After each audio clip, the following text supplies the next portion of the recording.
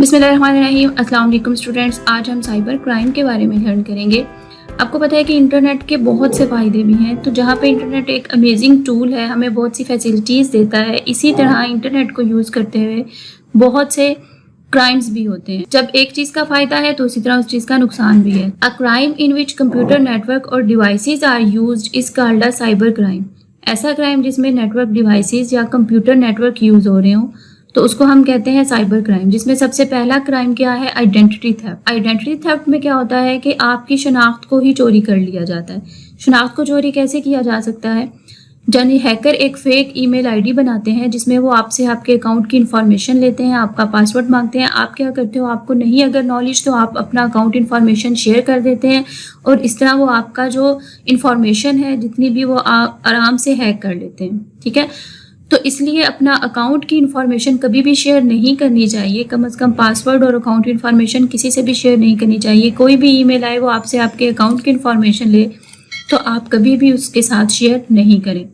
Next one क्या है? Transaction fraud. Transaction fraud में क्या होता है? हो सकता है कि आपका क्रेडिट कार्ड चोरी हो जाए, तो अब चोर क्रेडिट कार्ड चोरी हो चुका है, ठीक है, उसको यूज करते हुए कोई भी ट्रांसैक्शन परफॉर्म हो सकती हैं। ट्रांसैक्शन फ्रॉड एक और तरीके से भी हो सकता है, लाइक एक फेक वेबसाइट बना दी जाए और उसमें आपको वो डिफरेंट आइटम्स दिखाएं कि आप ये आइटम्स बाय करें, आपको एडवांस में पेमेंट करनी है, आप उसकी एडवांस पेमेंट कर दें लेकिन वो आपको आइटम नहीं मिलेगा, ठीक है, वो आपके पास नहीं पहुंचेगा।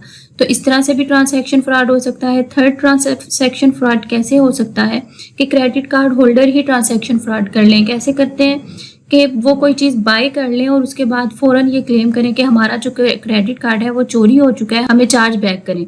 अब चार्ज बैक करने के लिए वो क्लेम करेंगे, इन रियल उनका क्रेडिट कार्ड चोरी नहीं हुआ, उन्होंने फ्रॉड किया, तो ये ट्रांसैक्शन फ्रॉड में आता है। थर्ड वन क्या है? एडवांस फी फ्रॉड। कोई आपने अक्सर मैसेज देखा होगा जो आपको मैसेज आ रहा होता है कि आपने ये प्राइस विन किया है तो हम आपको ये सेंड करेंगे, इसके लिए आपको थोड़ा बहुत पे करना पड़ेगा। प्राइस के लालच में बहुत से लोग जो है वो पेमेंट कर देते हैं, तो ये एडवांस फी फ्रॉड में जाता है। इसमें क्या होता है कि आपसे वो एडवांस पेमेंट तो ले लेते हैं आपको एक बिग प्राइस का लालच देके, लेकिन ना तो वो बिग प्राइस आता है, बस आपकी पेमेंट जो है वो चली जाती है आराम से। तो इस तरह के मैसेजेस पे भी कभी भी अटेंशन नहीं देनी चाहिए।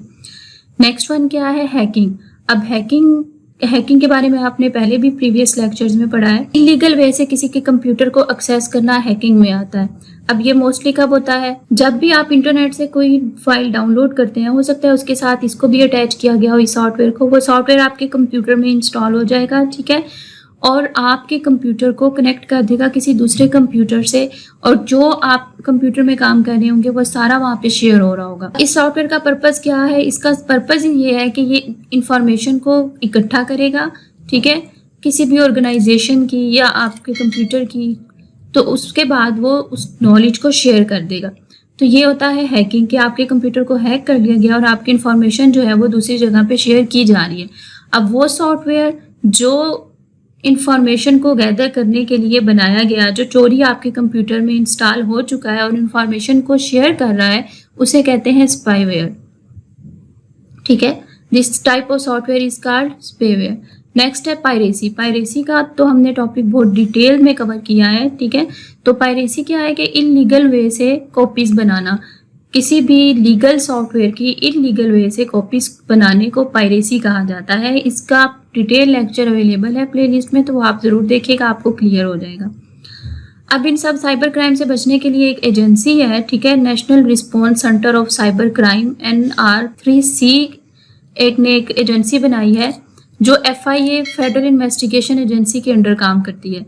अगर किसी के साथ कोई फ्रॉड हो जाता है, इस वेबसाइट से इंफॉर्मेशन ले सकता है और यहाँ पे क्लेम कर सकता है, ठीक है। तो FIA जो है वो क्या करती है, इन सारे साइबर क्राइम्स को कंट्रोल कर रही होती है। होप सो आज का लेक्चर आपको समझ आया होगा। नेक्स्ट लेक्चर के लिए अल्लाह हाफिज।